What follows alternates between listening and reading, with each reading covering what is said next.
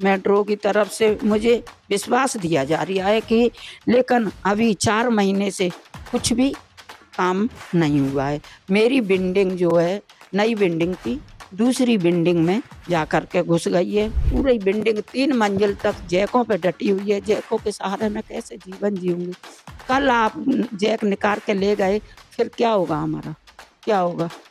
बताइए। अगर ज़्यादा होगी, मैं अपने 12 मेंबरों को खत्म कर, पर इस मकान में रहने के लिए कभी एग्री नहीं होंगी। मैं सब हम खा कर के सो जाएँगे, पर इसमें नहीं रहेंगे। नमस्कार दोस्तों, मैं संजना और आप देख रहे हैं टीएनएफ टुडे। जैसा कि आप सभी जानते हैं कि आगरे में मेट्रो स्टेशन का काम जोरों शोरों से चल रहा है।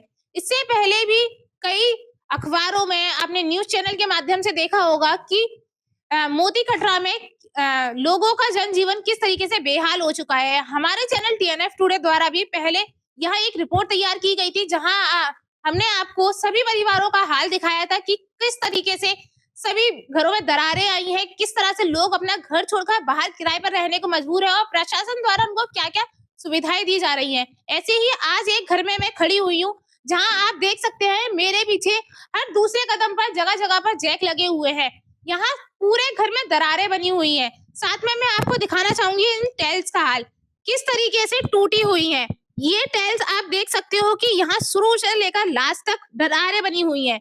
और बल्कि ये जो दूसरा टाइल है ये धस गया है, इस घर की नींव तक जमीन में धस चुकी है। हाँ, यहाँ आप देखिए, ये टाइल पूरा जमीन से ऊपर आ चुका है। यहाँ के लोगों द्वारा बताया जा रहा है कि ये मकान अभी कुछ समय पहले ही बनाया था, उससे के बाद भी इस घर का ये हाल है। जगह जगह पर आप देख सकते हैं कि दरारें बनी हुई हैं। ऊपर जो ट्रैक्टर बना हुआ है ये भी अपनी नींव से हिल गया है। निकलने तक का यहाँ का रास्ता बंद हो चुका है। अब यहाँ के इस परिवार निवासी कैसे यहाँ पे गुजारा करेंगे, कैसे रहेंगे? आइए यहाँ के परिवारजनों से बात कर लेते हैं। सरकार के साइड से यहाँ पे कई सारे मंत्री आए, जिलाधिकारी भी आए, उनके द्वारा क्या आश्वासन दिया गया है आपको? यही दिया गया कि आपका मकान ठीक करेंगे। ऐसी कोई बात नहीं है, चिंता का विषय नहीं है, हम ठीक करके देंगे। लेकिन अभी तक ठीक की सभी बोलते हैं कि मकान को ठीक करके देंगे, सही करके देंगे, लेकिन अभी तक कुछ भी नहीं हुआ है। अभी तक कुछ भी नहीं हुआ है। मकान मेरा पूरा धराशायी हो चुका है। मैं बहुत परेशान हूँ। 1 अक्टूबर से रेंट पर रह रही हूँ मैं, और मकान पूरा मेरा खत्म हो गया है।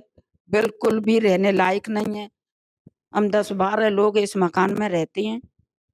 सब बाहर रह रहे हैं। अब मेरी स्थिति इतनी खराब है कि मैं किसी लायक नहीं हूँ। हाँ, मेट्रो की तरफ से मुझे विश्वास दिया जा रहा है कि, लेकिन अभी 4 महीने से कुछ भी काम नहीं हुआ है। मेरी बिल्डिंग जो है, नई बिल्डिंग थी, दूसरी बिल्डिंग में जाकर के घुस गई है।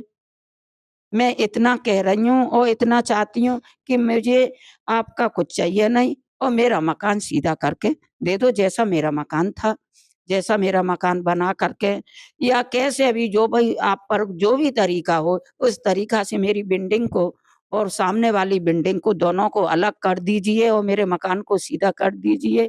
अगर आप ये पूरी बिल्डिंग 3 मंजिल तक जैकों पे डटी हुई है, जैकों के सहारे मैं कैसे जीवन जीऊँगी?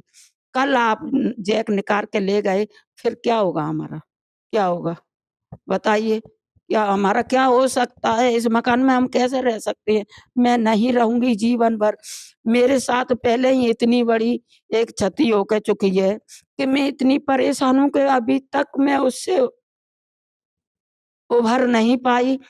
तब तक मेरे साथ मकान की ये हो गया, मेरा मकान टूट गया। अब बताइए कौन मेरे मकान को बना कर के देगा? एक मैं मीडिया से और सरकार से बस रिक्वेस्ट करती हूँ, लेकिन मुझे बार-बार ये कहा जा रहा है कि आपका मकान जैसा था वैसा ही करके दे देंगे। जैसा कि पहले बोला गया था कि सरकार द्वारा प्रति व्यक्ति 500 रुपए दिए जा रहे हैं किराए पर रहने के लिए, क्या ऐसा आपको कभी दिया गया? हाँ, दिया गया। हाँ, दिया गया। मुझे किराए के रेंट पे रहने के पैसे दिए गए। कितने समय तक? अभी तक, आज तक। मैं 1 अक्टूबर से निकली हूँ और 1 अक्टूबर से आज तक मुझे पैसा दिया गया है। तो किराया क्या आपको लगता है कि इस तरह से किराए पर रहकर ही आपका गुजारा हो जाएगा? नहीं होगा। मैं कभी नहीं आऊँगी जब तक मेरा मकान सही से नहीं होगा, मैं नहीं होंगी। मैं अगर ज़्यादा होगी, मैं अपने 12 मेंबरों को खत्म कर, पर इस मकान में रहने के लिए कभी एग्री नहीं होंगी। मैं सब हम खा कर के सो जाएँगे पर इसमें नहीं रहे। क्योंकि जैकों के सहारे अब जीवन जिया नहीं जाएगा हमसे, और आज नहीं तो कल जैक निकाल के ले जाएँगे। जैकों को तो वो निकाल के ले जाएँगे, लेकिन फिर क्या होगा हमारा? जैसे कि मैं देख पा रही हूँ, ये पीछे मंदिर बना हुआ है, ये कितने समय से बनाए हैं? और जैसा कि आपने बताया कि आप यहाँ नहीं रहते हैं, लेकिन अभी हम यहीं खड़े हुए हैं, तो आप यहाँ कैसे आई? में हम डरते-डरते आते हैं। माता रानी हमारी पूर्वजों की मैया हैं, बहुत पुराना मंदिर है।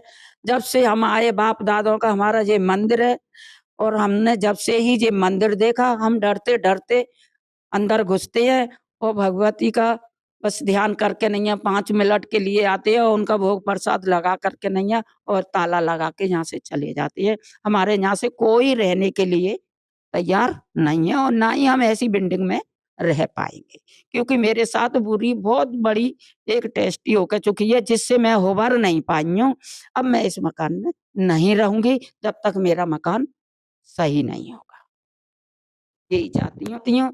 सरकार से भी मेरी यही गुहार है और सब अधिकारियों से भी मेरी यही गुहार है और सारे नेताओं से मैं यही प्रार्थना करती हूँ कि बस मेरी बिल्डिंग जैसी थी वैसी करके दे दो और मुझे उनका कुछ भी नहीं चाहिए, कुछ नहीं चाहिए। देखिए आंटी, अभी आपने बोला कि आपकी एक क्षति हुई है, वो क्षति क्या थी? वो तबीयत खराब की वजह से हुई। लेकिन मैं इस दर्द को महसूस कर रही हूँ ना, अभी ज़्यादा समय नहीं हुआ है, इसमें मेट्रो का कोई आक्षेप नहीं है।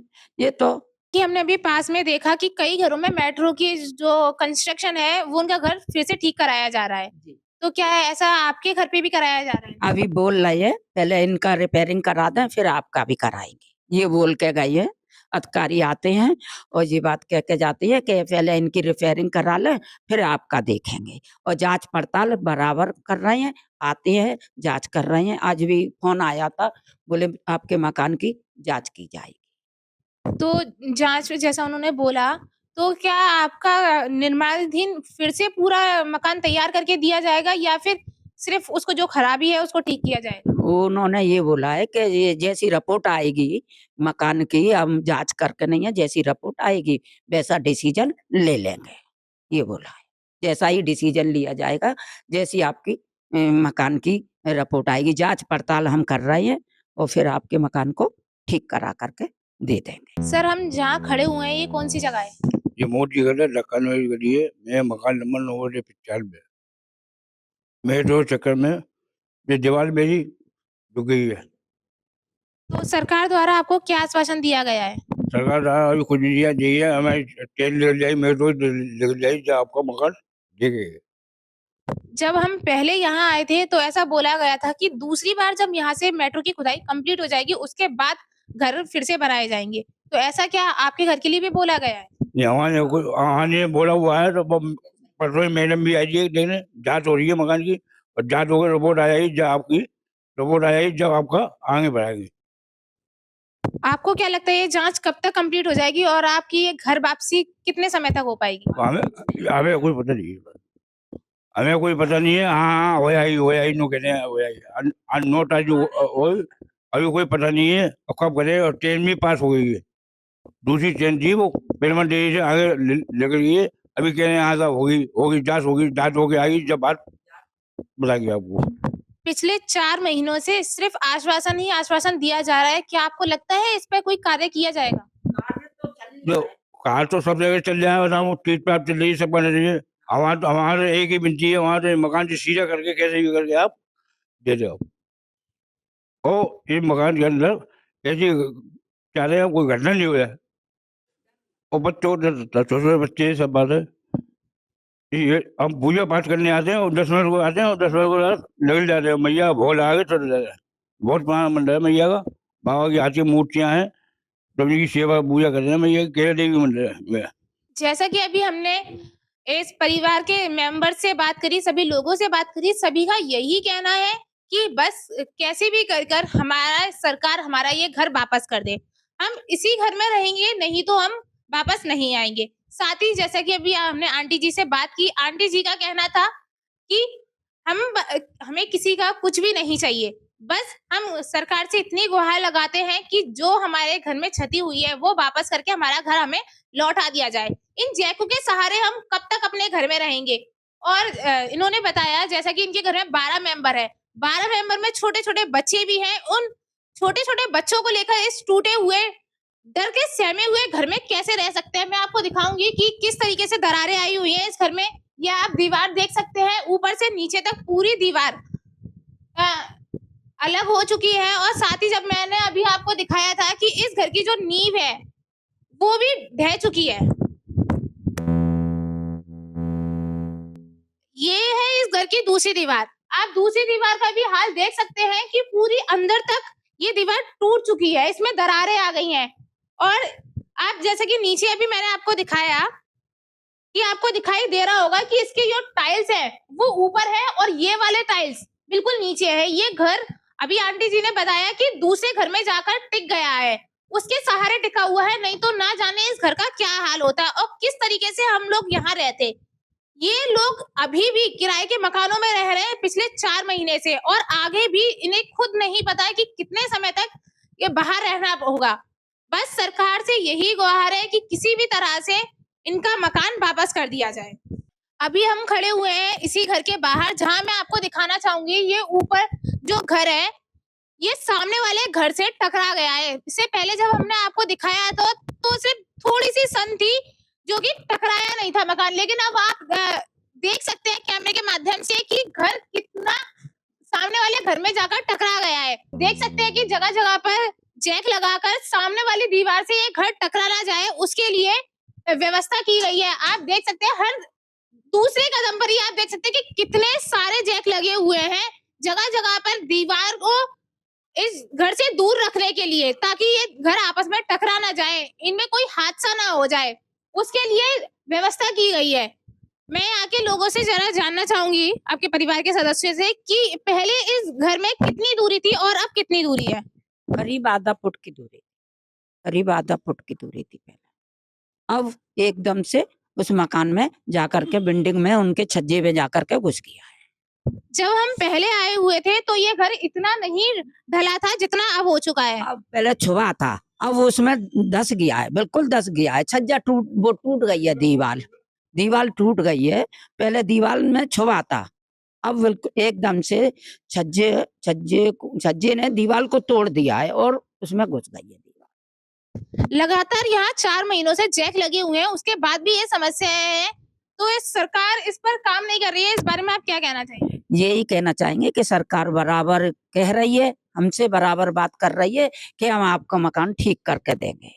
बराबर आ रहे हैं, अधिकारी लोग देखने आते हैं और एक ही बात बोल रहे हैं कि हम आपका मकान ठीक करेंगे। और हमें भी सरकार से कुछ भी नहीं चाहिए, हमें हमारी जैसी भी रहने का मकान था बस उसी को सही कर दें, और बाकी हमें सरकार का कुछ नहीं चाहिए।